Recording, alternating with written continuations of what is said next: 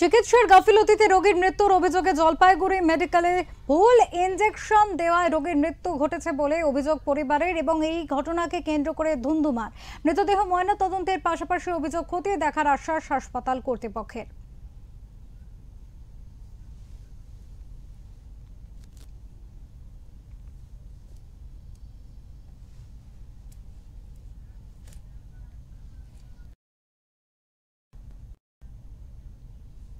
জলপাইগুড়ি মেডিকেলে super speciality হাসপাতালে বুধবার রাতে পায়ে ব্যথা নিয়ে ভর্তি করানো হয় বছর 52 নান্টু দে সরকারকে।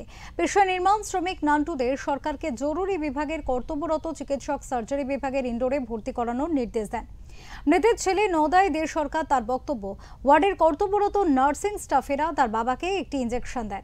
ইনজেকশন দেওয়ার কিছুক্ষণের মধ্যেই তার বাবা মারা যান। তারা এই বিষয়ে উত্তরবঙ্গ মেডিকেলে একজন ম্যাজিস্ট্রেটের উপস্থিতিতে ভিডিওগ্রাফি করে ময়নাতদন্ত করার দাবি জানিয়েছেন।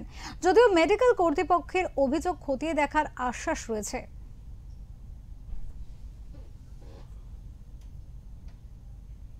তারপর আমি টোটো নিয়ে বের হয়ে গেলাম। তারপরে ওনার বউকে বললাম যে একজন পেশেন্ট, তাকে ভর্তি করা হয়েছে। তিনি হাঁটতে হাঁটতে হসপিটালে গিয়ে ভর্তি হয়েছেন।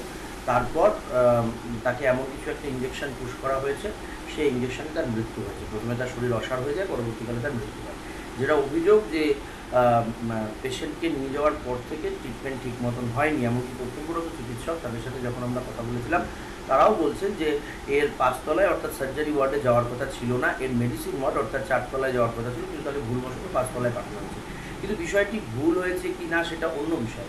বিষয়টি হচ্ছে যে কেন এই ধরনের পরিস্থিতি তৈরি হলো, কেন নিচ থেকে যখন 5 তলায় পেশেন্টটি গেল তখনই সেটা বোঝা গেল না যে এই পেশেন্টটি আসলে তাদের পেশেন্ট নয়। তাদেরকে মেডিসিনটা চালিয়ে দেওয়া হলো, কী এমন পেন কিলার দেওয়া হলো, তারা বলেছেন পেন কিলার দেওয়া হয়েছে, যে পেশেন্টটা একেবারে মরেই গেল। যেই পেশেন্টটা হাঁটতে হাঁটতে বাড়ি থেকে গেল, সেই পেশেন্টটা যদি হসপিটালে গিয়ে মরে যায় তাহলে মানুষের তো গণস্বাস্থ্যের ওপর আস্থা হারাবে, সরকারি স্বাস্থ্য ব্যবস্থার প্রতি আস্থা হারাবে। সরকারি স্বাস্থ্য ব্যবস্থার এমনিতেই তো বেআব্রু দশা। এই মেডিকেল কলেজে প্রতিদিন এ ধরনের ঘটনাগুলি ঘটে চলেছে। তার সাথে এরা একদমই স্থানীয়, মানে হসপিটাল থেকে এদের বাড়ি 500 মিটারের মধ্যে। সেইখানে যদি এই ধরনের ঘটনা ঘটে তাহলে তো আর কিছু বলার থাকতে পারে না।